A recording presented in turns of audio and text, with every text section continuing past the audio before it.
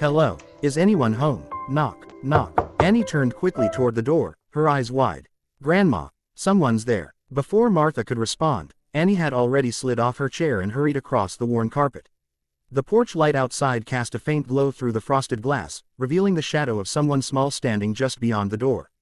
Annie reached up, unlocked it, and slowly pulled it open. A little boy stood there. He looked about 5 years old, maybe younger. Annie blinked in surprise. "Who are you?" she asked gently. "Why are you knocking on our door this late?" The boy swallowed, his voice trembling. "My name is Oliver." He hesitated, glancing over his shoulder at the dark street behind him. I got lost." "Lost," Annie repeated softly. Oliver nodded quickly. "I was playing in the park," he said, his words tumbling out in a rush. "I didn't realize it was getting dark. And then I couldn't find my way back." He lifted a small phone in his hand. "My phone ran out of battery," he added. "I tried to call my dad, but it died." He looked down at it, then back at Annie. "I saw your house light still on," he said quietly. "Can I stay here for a little while? Just until I can charge my phone?" Then almost shyly, he placed his hand over his stomach and rubbed it. "I'm kind of hungry, too." The simple honesty in his voice made Annie's chest tighten. Behind her, guessing her, Martha's voice rang out. "Annie." The little girl turned. Her grandmother stood a few steps away now, her expression no longer soft, but alert, protective. "Step back from the door, honey," Martha said. Annie hesitated. "But, Grandma, he's just a kid." Martha moved closer, her eyes carefully studying the boy. "I've seen this before," she said quietly.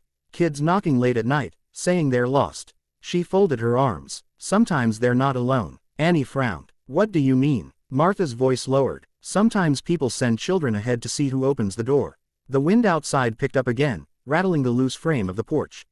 "There were cases like that years ago," Martha continued. "Children pretending, houses getting robbed." Oliver's eyes widened. "I'm not pretending," he said quickly. "I promise." His voice cracked. "I just didn't know where else to go." He held up his dead phone again. "I can't call my dad, and I don't know the way home." Silence settled between them. Annie looked at him, really looked. She turned back to her grandmother, her voice soft but determined. "Grandma, please." Martha didn't answer right away. "Please let him come in," Annie continued, stepping closer to her. "He just needs to charge his phone. Then he can call his dad." Martha sighed, her shoulders heavy with years of caution and experience. "Annie, you don't understand." "I do," Annie interrupted gently. "You always say we should help people." Martha looked at her. "You said kindness matters," Annie added. "Even when it's hard." That made Martha pause. She glanced at the boy again. He stood there quietly, not moving, as if afraid even the smallest step might send him away. Martha exhaled slowly. Life had taught her to be careful, but it had also taught her something else. She stepped forward. "All right," she said at last, her voice firm, but no longer cold. "You can come in." Oliver's face lit up with relief. "But listen carefully," Martha added, raising a finger slightly. "You stay where I can see you and no wandering around." "Understood." "Yes, ma'am," Oliver said quickly. He stepped inside. Warm air wrapped around him instantly. The smell of soup filled the room. Annie closed the door behind him and smiled. "Come on," she said. "You can sit here." She pulled out a chair at the table. Oliver sat down slowly, still looking a little unsure, but far less frightened than before. Martha moved toward the counter, watching him from the corner of her eye. "You said your name is Oliver?" she asked. "Yes, ma'am. And your father knows you're missing?" Oliver shook his head. "He doesn't yet," he said quietly.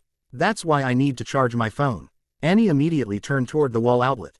"I have a charger," she said. She hurried over, unplugged the old radio for a moment, and handed the cable to Oliver. "Here," she said proudly. Oliver plugged in his phone. The screen stayed black for a few seconds. Then, a small light flickered. "Charging." Oliver let out a breath he didn't realize he'd been holding.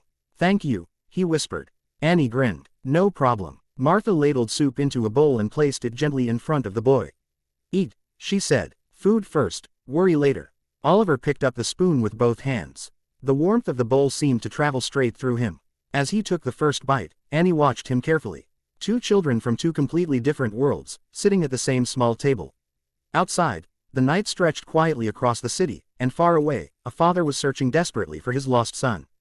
Unaware that in a modest little house, under a flickering kitchen light, a simple act of kindness had already begun to change everything. Oliver didn't stop eating until the bowl was empty. Annie watched him the whole time, her chin resting in her hands, elbows on the table. There was something almost fascinating about the way he ate. Quick, careful, like he didn't quite believe the food was really his. Martha noticed it, too. "Honey," she said gently, reaching for the pot again. "Slow down. There's plenty more." Oliver hesitated, spoon halfway to his mouth. "Really?" Martha gave a small nod.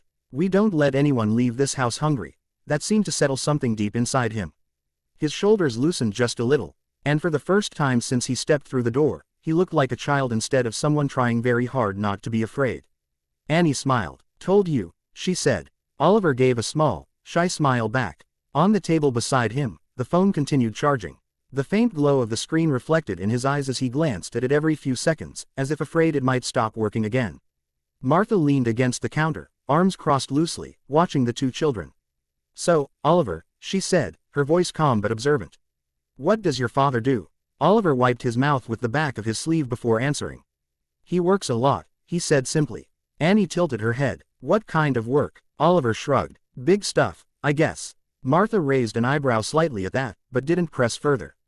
"Big stuff usually keeps a man busy," she said. Oliver nodded, then looked back at the phone again. The battery icon flickered. 12%, he let out a small breath. "Almost there," he whispered. Annie leaned closer. "You really don't know your way home?" she asked. Oliver shook his head. "Everything looks different at night," he said. "And I wasn't paying attention earlier." Annie nodded slowly. "I got lost once," she admitted. At the grocery store, Oliver's eyes widened. "What happened?" Annie said matter-of-factly. "Then Grandma found me." Martha chuckled softly from the counter. "And she hasn't wandered off since." "I have too," Annie protested, though her smile betrayed her. Oliver let out a quiet laugh. It was the first real sound of relief in the room. Outside, a car passed slowly down the street, its headlights sweeping briefly across the window before disappearing into the dark. Martha's eyes followed the light for a moment. Then she looked back at Oliver. "You said your father doesn't know where you are," she said. Oliver's smile faded slightly. "He's probably really worried," he admitted. Martha nodded. "Then the sooner you call him, the better." The phone buzzed softly. Oliver jumped slightly and looked down. Battery 25%. The screen lit up fully now, revealing a clean interface and a long list of missed calls. Annie leaned in. "That's a lot of calls," she said. Oliver's face paled. "He's definitely looking for me." Martha stepped closer, her expression softening again. "Go ahead, child," she said. "Call him." Oliver nodded quickly. His small fingers trembled as he tapped the screen and selected a contact labeled simply "Dad." The phone rang once, twice. Then a voice answered immediately. "Oliver." The change in Oliver was instant. "Dad," he said, his voice breaking with relief.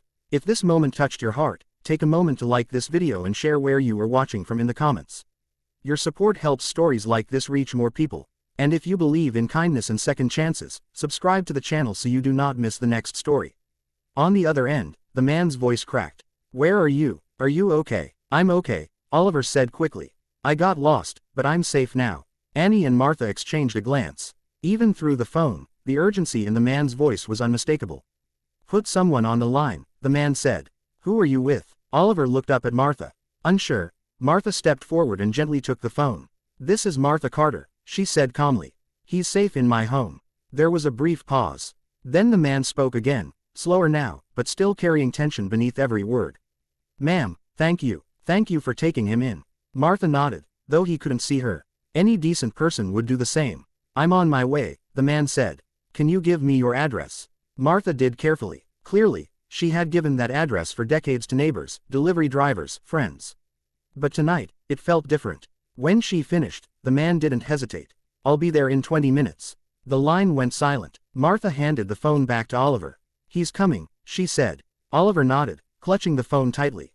Annie grinned. "See, I told you everything would be okay." Oliver looked at her, something warm settling in his expression. "Yeah," he said quietly. "You did." Martha moved back toward the stove, stirring the soup absent-mindedly. But her mind wasn't on the pot anymore. 20 minutes. She glanced toward the window again. Something about the man's voice lingered in her thoughts. Not just worry, the kind of voice that people listen to. She had heard voices like that before long ago. Outside, the street remained quiet. Annie slid off her chair and walked over to the window, peeking through the curtain. "What are you looking for?" Martha asked. "Nothing," Annie said. "Just wondering what his dad looks like." Oliver gave a small smile. "He's tall," he said. "That's helpful," Annie replied, rolling her eyes playfully. Oliver laughed again. Minutes passed. The clock on the wall ticked steadily. Then in the distance, the low rumble of engines. Martha stiffened slightly. Annie's head turned toward the door. Oliver sat up straighter. The sound grew louder. Not one car. Several. Annie pulled the curtain back just a little more. Her eyes widened. Grandma. Martha stepped beside her. Down the street. Headlights approached in a line. Dark vehicles, large ones. They moved with purpose. Slow but deliberate until they reached the front of the house and stopped.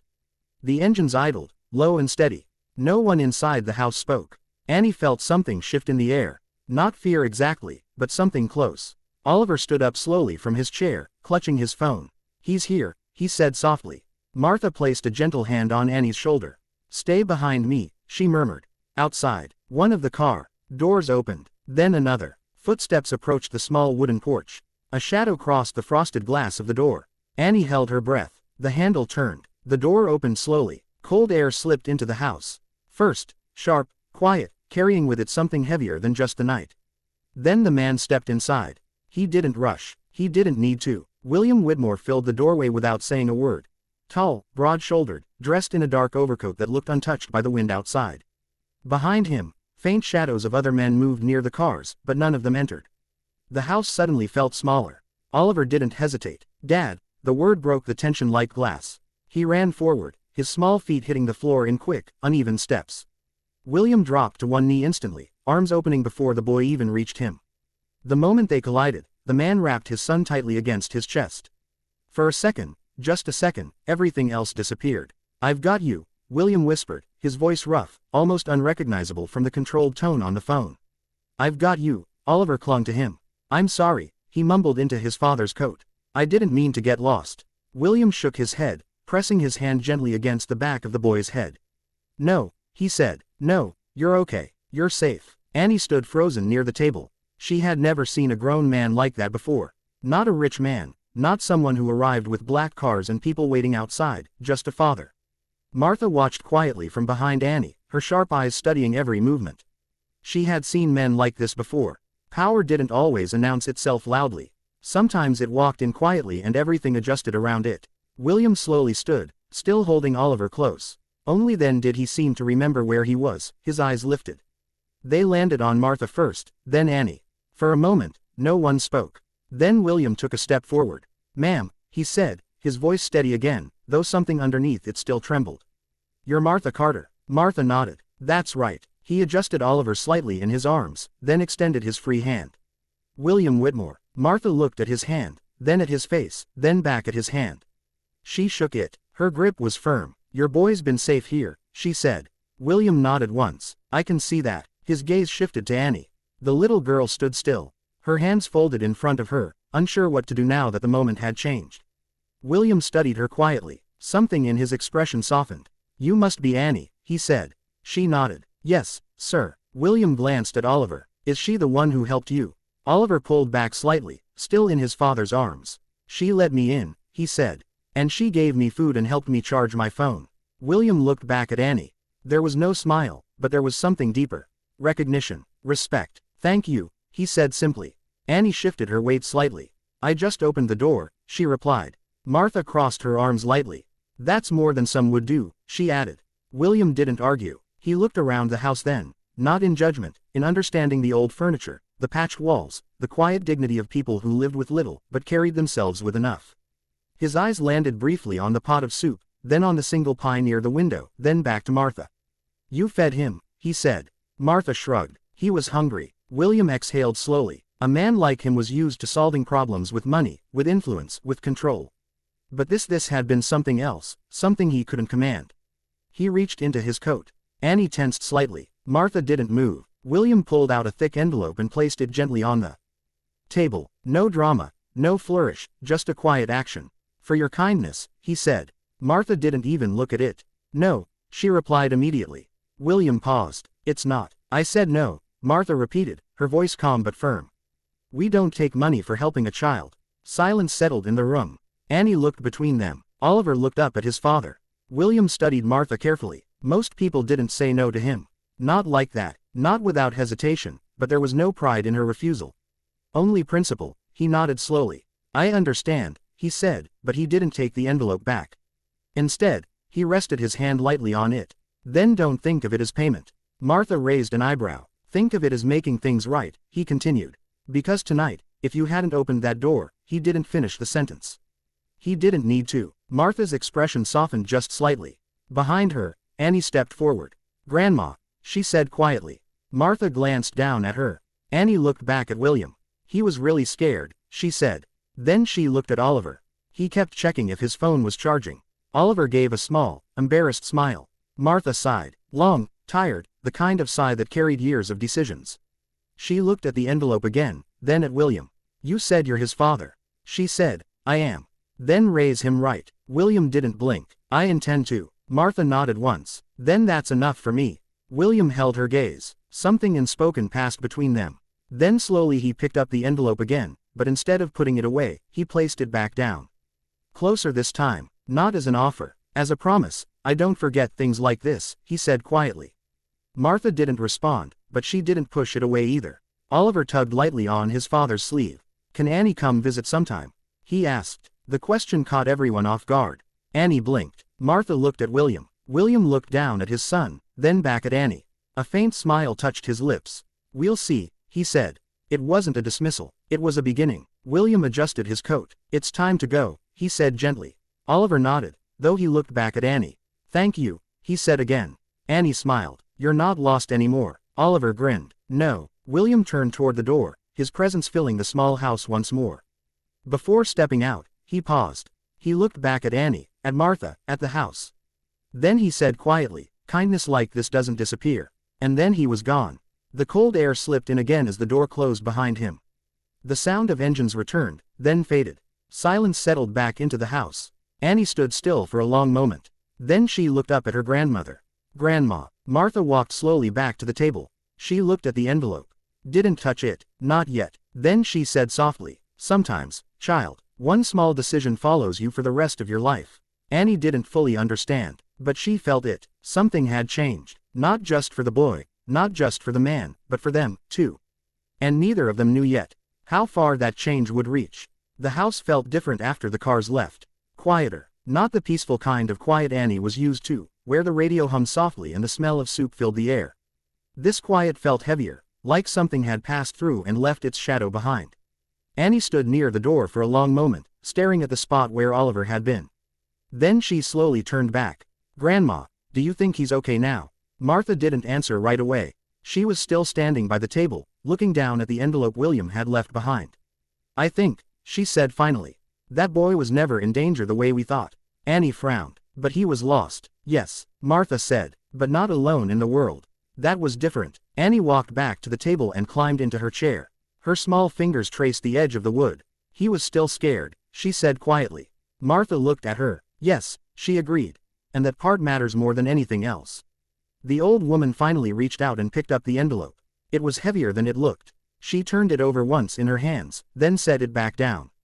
Annie watched her carefully. Aren't you going to open it? She asked. Martha shook her head. Not tonight. Why not? Martha leaned back in her chair, her joints creaking slightly. Because money has a way of changing how you feel about things, she said. And I want to remember tonight the way it really was. Annie tilted her head the way it really was. Martha nodded. A boy knocked on our door. She said he was cold. He was hungry. And we let him in. She looked at Annie. That's the part that matters. Annie thought about that. Then she nodded slowly. Okay. For a few minutes, neither of them spoke. The radio continued playing softly in the background. Outside, the street returned to its usual quiet rhythm. No more black cars, no more footsteps, just the distant sound of wind and the occasional passing vehicle. Martha stood and began cleaning up the table. Annie hopped down to help, carrying the empty bowl to the sink with both hands. Careful now, Martha said. I got it, Annie replied. She set the bowl down with a small clink. Then she looked up. Grandma, do you think he'll come back? Martha paused, drying her hands with a worn dish towel. I don't know, she said honestly. But people don't forget kindness, she added after a moment.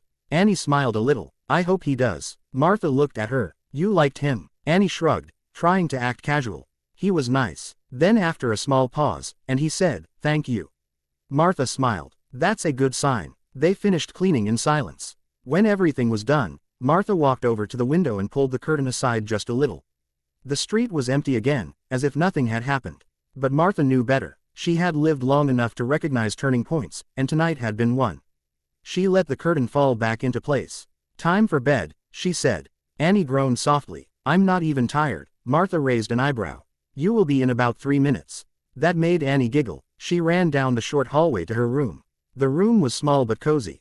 A single bed, a shelf of books, a stuffed bear sitting neatly on the pillow. Annie climbed into bed and pulled the blanket up to her chin.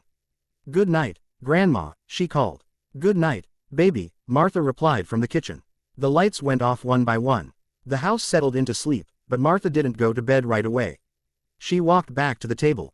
The envelope was still there, waiting. She stared at it for a long moment. Then, slowly, she sat down. Her fingers rested lightly on the edge of it. Making things right, she murmured under her breath, repeating William's words. She had heard promises before. Some meant nothing, some meant everything. Carefully, she opened the envelope. Inside was more money than she had expected. Far more. Her breath caught. For a moment, the room felt smaller, heavier. Not because of fear, because of possibility. New roof, medical bills, food without counting every dollar. Martha closed her eyes briefly. Then she placed the money back inside and sealed the envelope again. She didn't smile. She didn't cry. She just sat there thinking. Money don't change who you are. She whispered softly. It just shows you who you've been all along. She stood up and walked to the small cabinet near the corner of the room. From inside, she pulled out an old tin box. It was worn, scratched from years of use. She placed the envelope inside, closed it, locked it, then set it back where it belonged, out of sight, out of reach.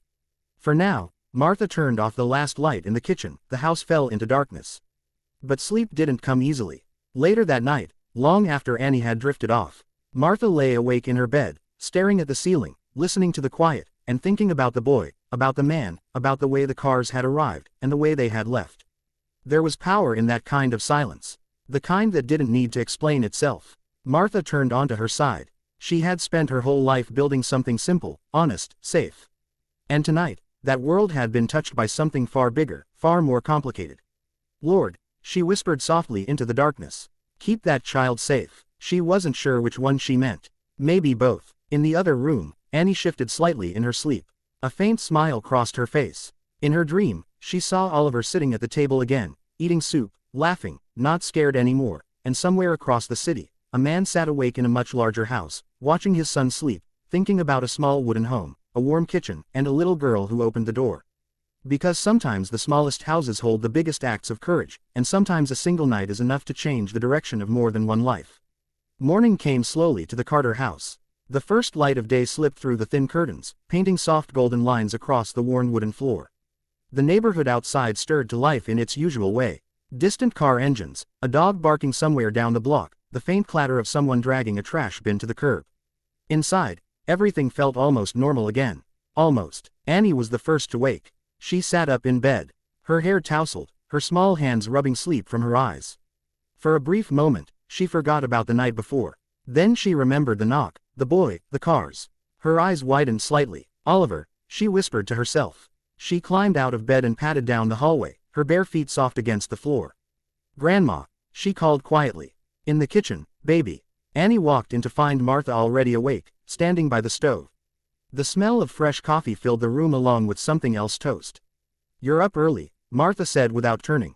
Annie climbed into her chair. I had a dream, she said. Martha glanced at her. About what? About Oliver, Annie answered. He came back and we were eating pie again. Martha gave a small smile. That sounds like a good dream. Annie nodded. Do you think he remembers us? Martha didn't answer right away. She poured coffee into her chipped mug, then leaned lightly against the counter. People remember how you make them feel, she said. More than anything else, Annie seemed to think about that. Then a sound outside. Different this time. Not quiet, not distant, heavy, low engines. Martha's eyes lifted toward the window. Annie turned in her chair.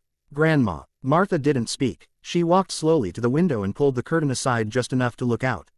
Then she froze. Annie slid off her chair and ran over. What is it? Martha stepped back slightly, letting Annie see outside, lining the street. Black vehicles more than the night before. Sleek, polished, out of place in a neighborhood where most cars had dents and faded paint. Men stepped out. Not loud, not aggressive, but precise, disciplined. Annie's eyes grew wide. Is that Oliver's dad again? Martha's voice was quiet. Yes. Before Annie could say anything else. Knock. This time it wasn't uncertain. It was firm, measured. Annie looked up at her grandmother. Martha straightened her shoulders. Stay behind me, she said. She walked to the door and opened it. William Whitmore stood there, but something was different. He wasn't frantic anymore. He wasn't searching today. He looked exactly like what he was. A man in control of everything around him. Behind him, 2 men in suits stood at a respectful distance. William stepped forward slightly. "Good morning, Mrs. Carter." Martha met his gaze. "Mr. Whitmore." Annie peeked from behind her grandmother. "Hi," she said. William's expression softened immediately. "Good morning, Annie." He paused, then glanced back toward the street. "May I come in?" Martha hesitated for only a moment, then stepped aside. "Come in." William entered the house again, though this time he moved more slowly, more aware of the space, as if he understood now that this house operated on a different kind of value. Not power, not wealth, something quieter, something stronger. Annie watched him carefully. "Where's Oliver?" she asked. William's lips curved slightly. "He's safe," he said. "And he hasn't stopped talking about this place." Annie smiled. "Really?" William nodded. "He asked me 3 times this morning if he could come back." Martha crossed her arms lightly. "That's so." William turned to her. "Yes, ma'am." He reached into his coat again, but this time it wasn't an envelope. It was a folder. He placed it gently on the table. Martha didn't touch it. "What's this?" she asked. William looked at her steadily. "This is me keeping my word." Martha's expression didn't change. "I didn't agree to anything." William nodded. "I know." He opened the folder slowly. Inside were documents. Neat, organized, precise. "I've arranged for repairs on this house," he said. "Roof, plumbing, heating." Martha's eyes flickered just slightly. "And medical coverage," he added. "For you." That made her still. "And a scholarship fund," he continued, glancing at Annie for her education. Silence filled the room. Annie looked between them. "Grandma, what's a scholarship?" Martha didn't answer. Her eyes remained locked on William. "Why?" she asked. William didn't hesitate. "Because last night when my son needed help," he said. "You didn't ask who he was." He glanced at Annie. "You didn't ask what he could give you." Then back to Martha. "You just helped him." His voice lowered slightly. "Most people don't do that anymore." Martha studied him carefully. "And you think money makes that equal?" William shook his head. "No." He took a step back. "I think nothing makes it equal." That answer hung in the air. Annie looked at her grandmother. "Grandma, can we say yes?" Martha didn't respond immediately. Her eyes moved from William to the papers to Annie. Then she sighed softly, not tired, not defeated, just thoughtful. "You don't owe us anything," she said. William met her gaze. "I know, and this won't change who we are." "It shouldn't," he agreed. Martha nodded once slowly. Then she reached out and placed her hand on the folder. Not fully accepting, not fully refusing, just acknowledging. "That's as far as I go today," she said. William gave a small nod. "That's enough." Annie broke into a smile. "Does this mean Oliver can come visit?" William looked at her. Then, for the first time since he arrived, he smiled fully. "Yes," he said, "I think it does." Outside the men waited. The cars remained still, but inside that small house, something shifted again. Not because of money, not because of power, but because 2 worlds so far apart had found a way to meet in the middle. And this time it wasn't just for one night. The house did not return to normal after that morning. Not completely. Something had shifted, not loudly, not dramatically, but in a quiet, steady way that Annie could feel even if she couldn't explain it. For the next 2 days, the Carter home became a place of movement. Workers came and went, not like the men in black suits. These were different, older men with tool belts, paint-stained jeans, and voices that carried the easy rhythm of people who had spent years fixing things. They greeted Martha with respect. "Yes, ma'am." "Morning, ma'am." They didn't rush. They didn't treat the house like a project. They treated it like a home. Annie watched everything from the doorway, from the window, from her usual spot at the table. "Grandma," she asked one afternoon, "are we rich now?" Martha didn't even look up from the vegetables she was chopping. "No," Annie frowned, "but we have all these people fixing stuff." Martha paused, then set the knife down carefully. She turned to Annie. "Money can fix a house," she said. "But it don't decide who you are." Annie thought about that, then nodded slowly. "Okay." Outside, the sound of hammering echoed lightly as someone worked on the roof. Inside, the kitchen felt warmer than it had in years. The heater had been repaired. The windows sealed. Even the old cabinet door no longer creaked when opened, but Martha kept everything else the same. Same table, same chairs, same radio, because some things didn't need fixing. That afternoon, Annie sat by the window, swinging her legs back and forth. She kept looking toward the street, waiting. Martha noticed. "You're going to wear a hole in that floor if you keep pacing like that," she said. "I'm not pacing," Annie replied. "You're waiting." Annie didn't deny it. "Do you think he's coming today?" she asked. Martha wiped her hands on a towel. He said he would. Annie leaned her chin on the windowsill. What if he forgets? Martha gave a small smile. People like that don't forget appointments. Annie turned. What do you mean people like that? Martha paused, then said carefully. People who carry responsibility. Annie didn't fully understand, but she felt the weight of it. Time passed slowly. The sun dipped lower. The street grew quieter. Then the sound, not loud, but familiar. Annie jumped up. They're here. Martha didn't rush. She walked to the window and looked out. A single black SUV this time. Not a line, not a show of power. Just one. That's different, she murmured. The car door opened and out stepped Oliver. Before anyone could say a word, he was already running. Annie. She ran to the door and flung it open. Oliver. They met halfway on the porch. No hesitation, no awkwardness. Just two children who had already decided they liked each other. You came back, Annie said. I told you I would. Oliver replied behind him. William cleared his throat, stepped out of the car. No entourage this time. No extra movement, just him. He walked toward the porch at a measured pace. Martha opened the door wider. Afternoon, she said. Mrs. Carter. William replied with a nod.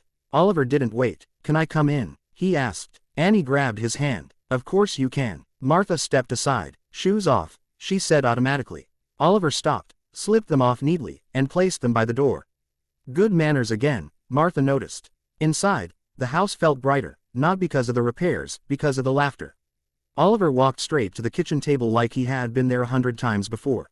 This is where we ate, he said. Annie nodded proudly. Yeah, and today we have cookies. Oliver's eyes lit up. Really? Martha shook her head with a faint smile. You two sit, she said. I'll bring them out. William remained near the doorway for a moment, watching, observing. Something in his posture softened again, less guarded, less distant. He stepped further inside. It looks different already, he said quietly. Martha didn't turn. Still the same house, she replied. William nodded. Yes, he said, I can see that. At the table, Annie and Oliver were already talking over each other. You should see my room. I brought my tablet. We can draw. I don't draw very good. That's okay. I'll teach you. Their voices filled the space. Easy, natural, unforced. Martha set a plate of cookies on the table. Slow down, she said. You'll trip over your own words. They both laughed. William leaned lightly against the wall. For a moment, he said nothing. Then, Oliver, he called. The boy looked up. Yes. William hesitated just slightly. Then asked, Are you all right? It was a simple question, but not the kind he usually asked. Oliver smiled. I'm better here. The words landed quietly, but they carried weight. William didn't respond immediately. He simply nodded. Martha watched him carefully. She saw it now. Not just power, not just control, but something else. A man trying to understand something he couldn't buy. She spoke almost casually. Children don't lie about where they feel safe. William looked at her. Their eyes met, and for the first time, he didn't have an answer. At the table, Annie broke a cookie in half and handed it to Oliver. Here, she said. This one's bigger. Oliver shook his head. You take it. Annie pushed it anyway. No, you were the guest first. Oliver smiled. Then we share. They split it evenly. Martha nodded to herself. There it was. The lesson not taught, not forced, just lived. William saw it too, and something in his expression changed, not dramatically, but enough.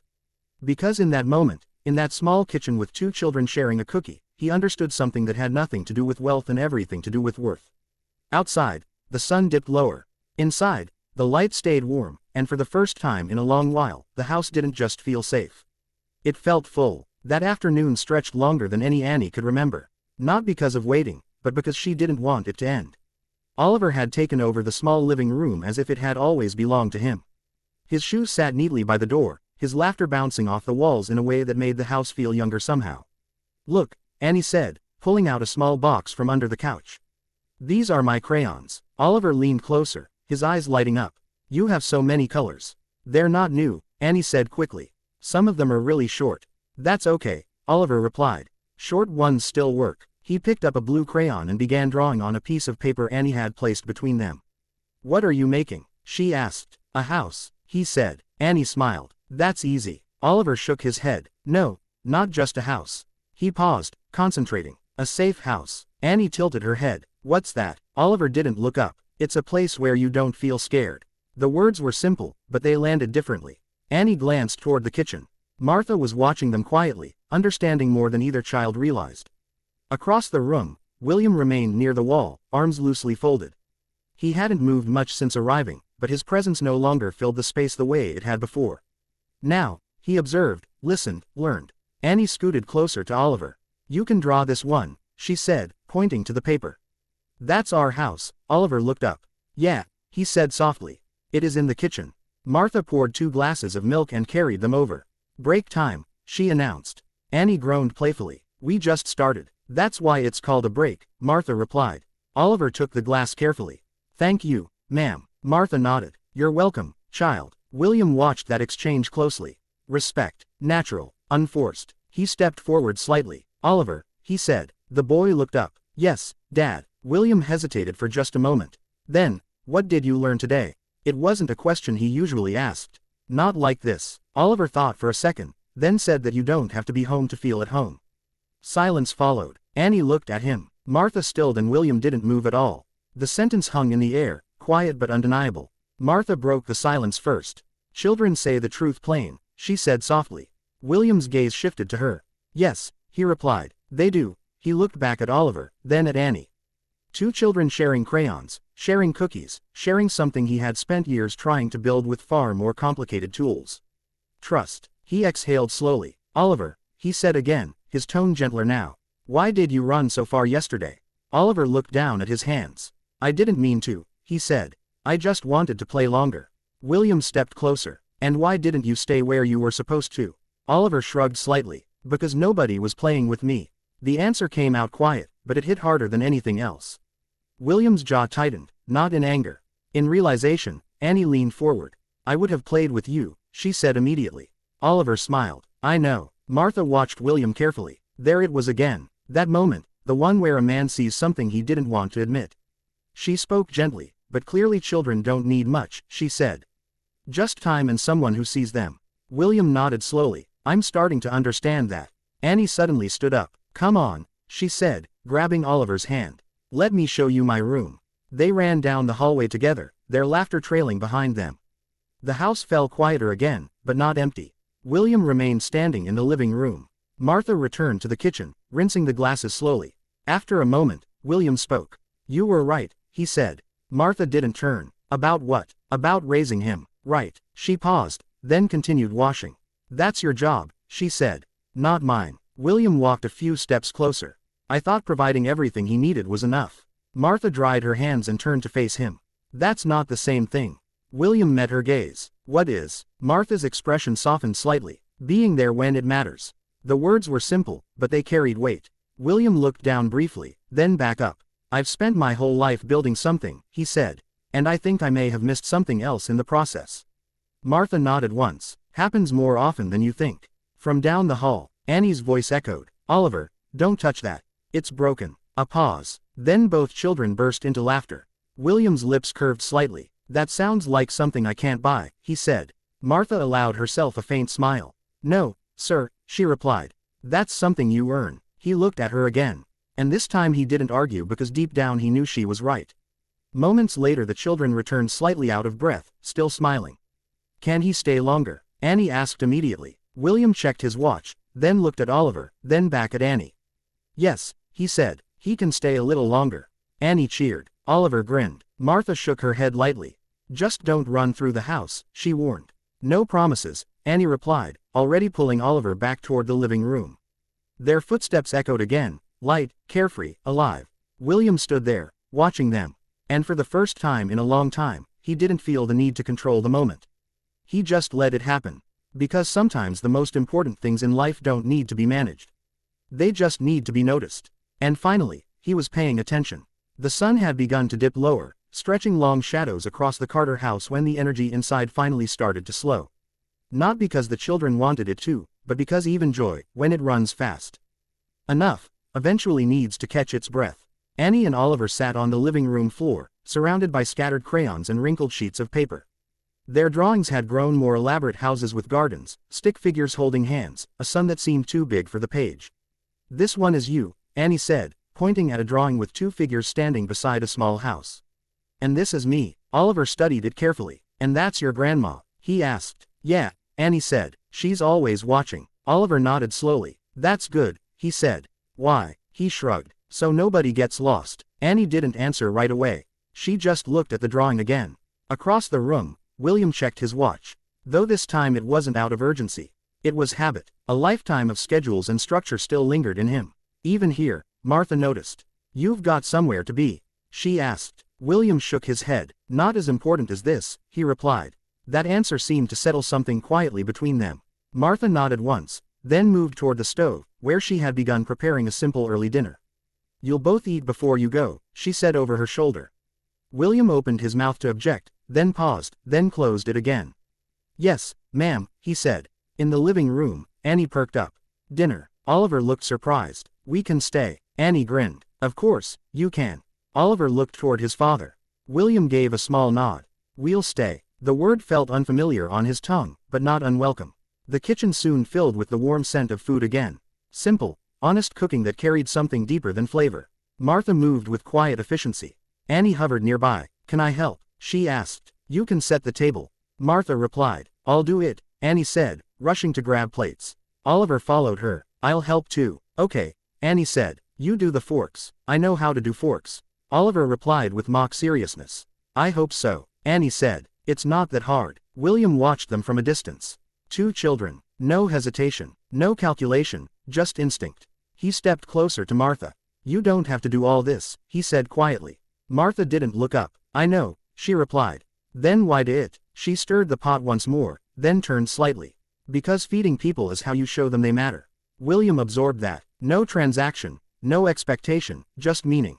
At the table, Annie carefully placed each plate. "Grandma says, the plate goes here," she explained to Oliver, "and the fork goes on this side." Oliver followed along. "What about the spoon?" "That depends," Annie said. "Are you eating soup?" Oliver thought about it. "I don't know." "Then we'll put one just in case," Annie decided. Martha smiled to herself. Preparedness, a small thing, but it said a lot. Soon, the four of them sat at the table. The same table. The same place where everything had begun, but now it felt fuller.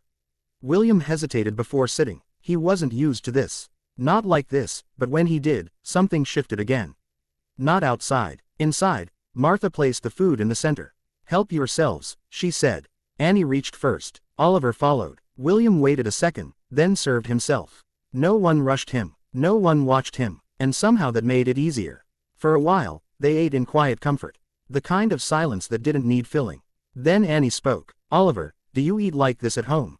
Oliver shook his head. "No." "What do you eat?" "Different stuff." "Like what?" Oliver glanced at his father. William answered instead. "Whatever he wants." Annie frowned slightly. "That sounds confusing." Oliver nodded. "Sometimes it is." Martha set her fork down. "That's because choice without guidance don't help a child," she said. William looked at her. "I thought giving him everything was the best way." Martha shook her head. "Children don't need everything." She gestured toward Annie. "They need enough." The words settled quietly. Annie didn't fully understand them, but Oliver did. He looked down at his plate, then at Annie, then at his father. William leaned back slightly. A man who had built empires now listening at a small kitchen table, learning. After a moment, Oliver spoke. "Dad." William looked at him. "Yes." "Can Annie come to our house next time?" The question came so naturally. So simply. William didn't answer immediately. Not because he didn't want to, but because he knew what that meant. Two worlds crossing further. Not just meeting, blending. He looked at Martha, then at Annie, then back at Oliver. "Yes," he said, "she can." Annie's eyes lit up. "Really?" William nodded. "If your grandmother agrees." All eyes turned to Martha. She took her time, then said, "We'll see." Annie groaned. "That means maybe." Martha raised an eyebrow. "That means we think first." Oliver smiled. "That's fair." Dinner continued, slower now, more thoughtful. And as the last light of day faded outside, something quiet but powerful settled inside that house. Not just connection, not just gratitude, but the beginning of something deeper. Trust not built in a moment, but started in one. And as William sat there listening to the soft voices around him, watching his son laugh in a place he had never known before, he realized something he hadn't expected. For the first time in a long time, he wasn't thinking about what came next. He was simply present, and sometimes that is where everything truly begins. That night lingered long after the plates were cleared. Not because anything dramatic happened, but because something quiet had taken root. After dinner, Annie insisted on showing Oliver one last thing before he left. "Come on," she said, grabbing his hand again. "I didn't show you the best part yet." "What is it?" Oliver asked, already being pulled down the hallway. "You'll see." Their voices faded into Annie's small bedroom. William stood from the table slowly, almost reluctantly, as if leaving his seat meant leaving something behind. Martha gathered the plates. "You don't have to," he said. "I know," she replied simply. She carried the dishes to the sink. Water ran, the familiar rhythm of rinsing, stacking, placing. William remained where he was for a moment, then he stepped closer. "This isn't something I'm used to," he admitted. Martha didn't look up. "Which part?" "All of it," she nodded slightly. "That's probably why it matters." He considered that. From down the hall, Annie's voice rose again. "This is my favorite book." Oliver responded. "It's small." "That's because it's special." William glanced toward the hallway. "They're comfortable here," he said. Martha turned off the water. "Yes, that doesn't happen easily," he added. "No," she agreed. "It doesn't." He hesitated, then asked. "How do you do that?" Martha dried her hands slowly before answering. "You don't make people feel comfortable," she said. "You make space and let them decide." William absorbed the words carefully. Space, not control, not direction. Something he had rarely practiced. In Annie's room, Oliver sat cross-legged on the floor, holding a small, worn book in his hands.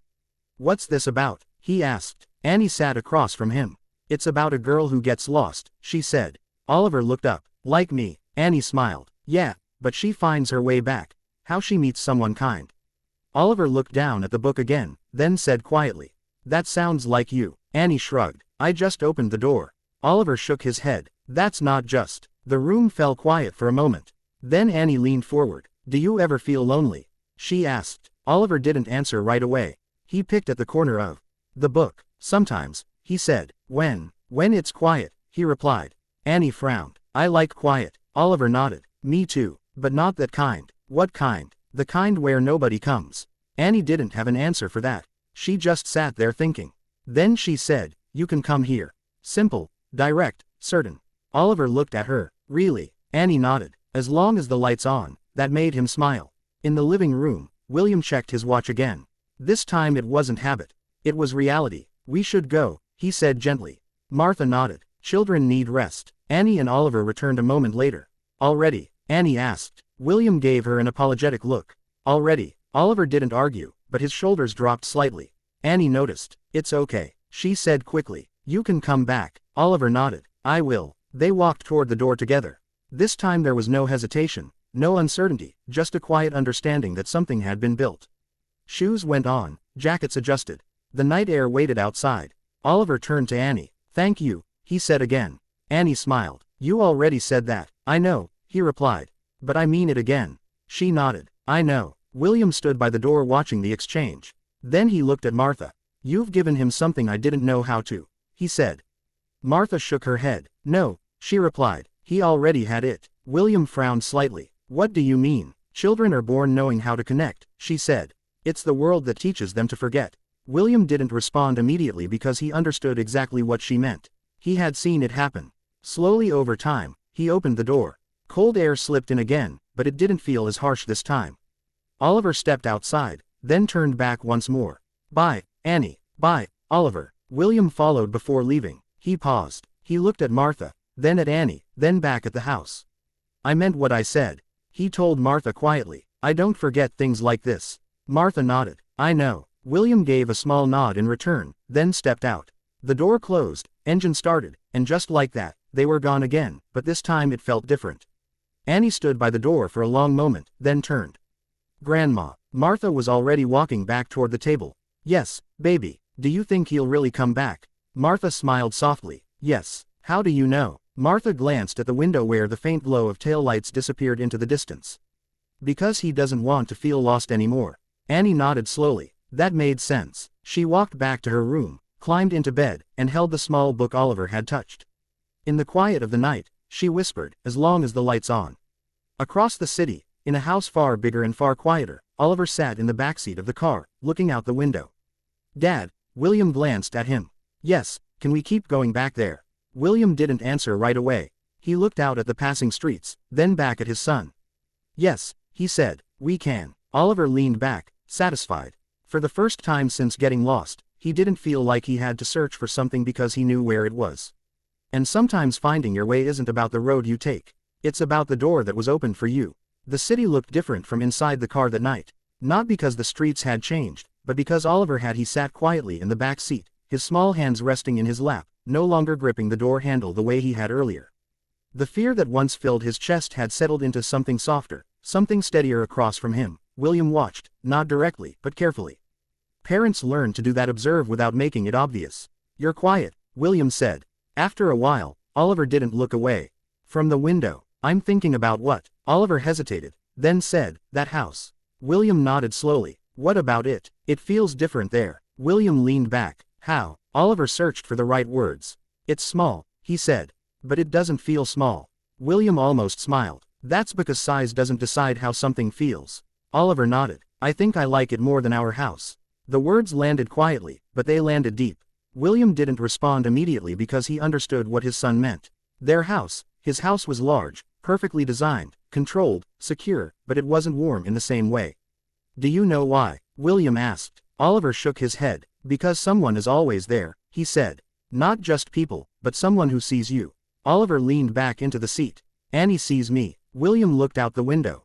The city lights blurred slightly as the car moved forward. "Yes," he said quietly. "She does." When they arrived home, the gates opened automatically. The long driveway stretched ahead, lined with perfectly trimmed hedges and soft ground lighting. The house stood at the end, large, impressive, silent. The car came to a stop. The driver stepped out first. William opened Oliver's door. "We're home," he said. Oliver stepped out, but he didn't move forward right away. He looked at the house, then back at his father. "Dad, yes. Can Annie come here soon?" William paused, then nodded. "She can." Oliver smiled. That was enough. Inside, the house was just as it had always been. Clean, orderly, quiet. A housekeeper greeted them briefly. "Good evening, sir." William nodded. "Everything all right?" "Yes, sir." Oliver walked ahead slowly. His footsteps echoed slightly against the polished floor. No crayons on the ground. No laughter. No smell of soup. Just space. Too much space. William watched him. "Oliver," he called. The boy stopped. "Yes. Come sit with me for a moment." They moved into the living room. Large windows, modern furniture, perfectly arranged. William sat. Oliver climbed onto the couch beside him. There was a pause. Then William spoke. "Did you have a good time today?" Oliver nodded. "Yeah. What was your favorite part?" Oliver thought, then said, "When Annie shared her cookie." William raised an eyebrow slightly.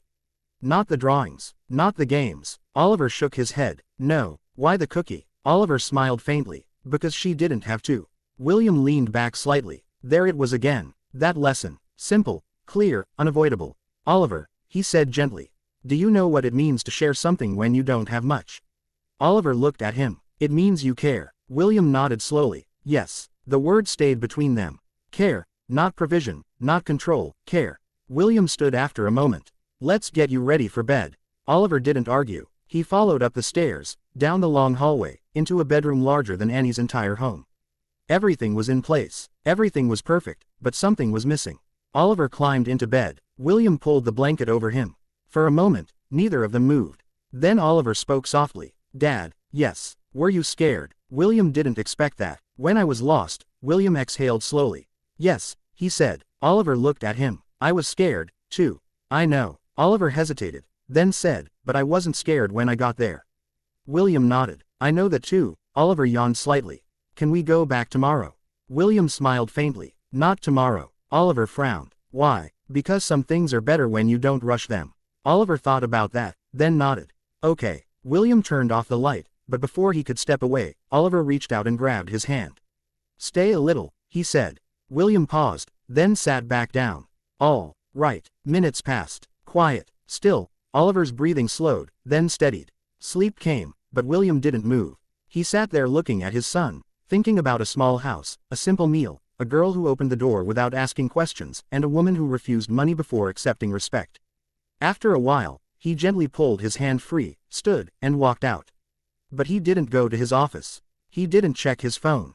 Instead, he walked to the window at the end of the hallway, looked out over the city, and for the first time in a long time, he wasn't thinking about expansion or profit or control. He was thinking about something far more difficult, change. Because deep down, he knew you can build the biggest house in the world, but if no one feels seen inside it, it's just walls. And somewhere in a smaller house across the city, a light was still on, and that meant everything. The next morning didn't feel the same. Not in the Carter house and not in William Whitmore's, but for very different reasons. Annie woke up before the sun had fully risen. She sat up in bed, hugging her blanket, staring at the small window where the early light barely touched the edge of the frame. For a moment, she listened. The house was quiet, peaceful, familiar. But something inside her felt restless. She slipped out of bed and walked down the hallway. "Grandma, in here." Martha's voice came softly from the kitchen. Annie stepped in. Martha was already seated at the table, a cup of coffee in front of her, the radio playing low as usual. But she wasn't moving, just sitting. "Thinking. You're up early," Martha said. "So are you," Annie replied. Martha gave a faint smile. "Old habits." Annie climbed into her chair for a few seconds. Neither of them spoke. Then Annie said, "I miss him." Martha didn't look surprised. "Already?" Annie nodded. "He makes the house louder." Martha chuckled softly. "That's one way to put it." Annie traced circles on the table with her finger. "Do you think he misses me, too?" Martha looked at her. "Yes, how do you know?" Martha took a sip of her coffee. "Because children don't pretend about that." Annie seemed satisfied with that answer. But Martha could see something else behind it. A shift. Small but real. Attachment. Care. The kind that changes how you see the world. Outside, the morning carried on. Neighbors leaving for work. A car starting down the street. A dog barking in the distance. Life. Normal but not quite the same. Across the city, William stood in his office. The floor-to-ceiling windows overlooked Chicago's skyline, sharp and endless in the morning light. His desk was covered with files, contracts, reports, important things, urgent things, but he hadn't touched any of them. Instead, he stood still, thinking. A knock came at the door. "Come in." A man in a dark suit stepped inside. "Sir, your 9 meeting is ready." William didn't turn. "Reschedule it." The man hesitated. "Sir, it's the board." "I said reschedule it." The tone wasn't loud, but it didn't allow for argument. "Yes, sir." The man stepped out quickly. The door closed. Silence returned. William exhaled slowly, then turned and walked out of the office.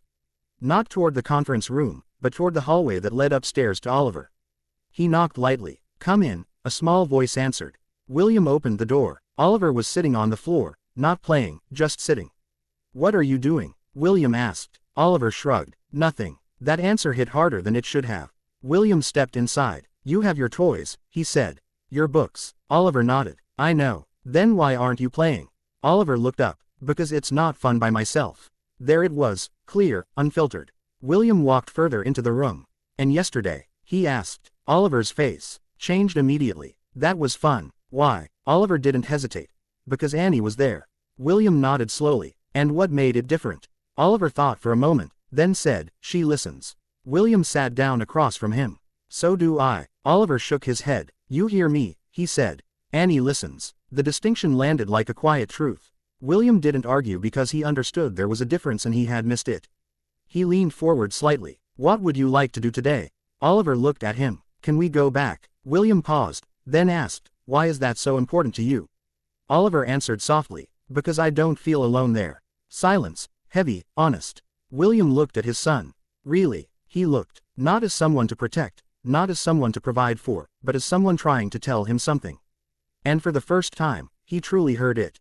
"Get dressed," William said. Oliver blinked. "Why?" "Because we're going somewhere." Oliver's eyes widened. "Are we going back?" William stood. "Yes." Oliver jumped up instantly. "I'll be ready," as the boy ran toward his closet, energy returning to his steps. William remained still for a moment. Then he said quietly, almost to himself, "Some lessons don't come from success." He looked toward the door. "They come from being shown what you missed."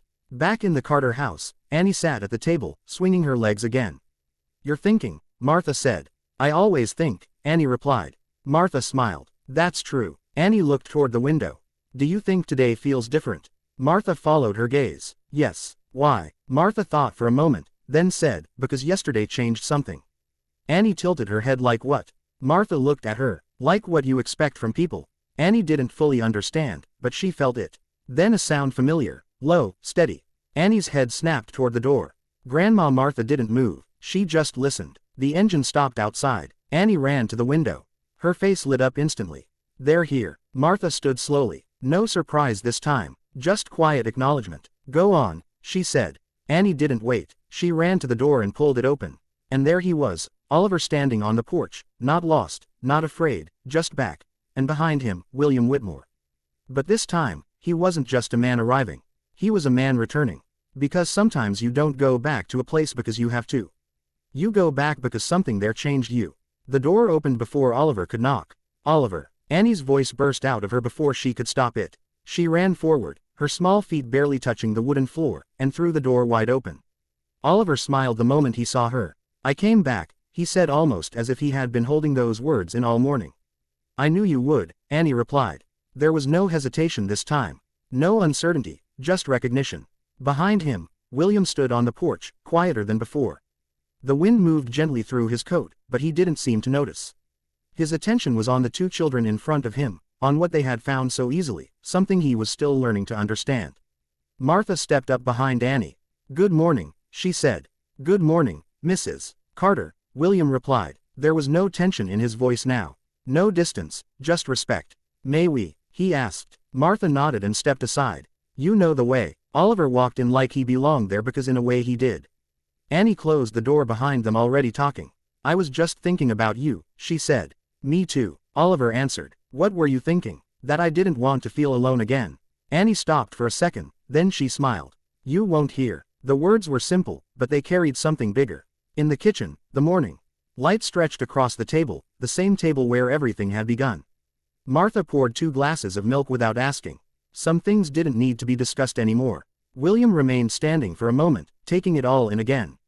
The house hadn't changed. Not really, but he had, and that made everything look different. "Sit," Martha said, nodding toward the chair. William did, not as a guest, not as a man used to being served, but as someone who understood he was being welcomed. At the table, Annie and Oliver were already leaning over a piece of paper. "What are we drawing today?" Annie asked. Oliver thought for a moment. "Something bigger," he said. "Bigger than a house." Oliver nodded. "Yeah." He picked up a crayon and began to draw slowly, carefully. Annie watched. "What is it?" Oliver didn't look up. "A place where nobody gets left out." Annie smiled. "I like that." Across the table, William's eyes followed the movement of the crayon, the shape.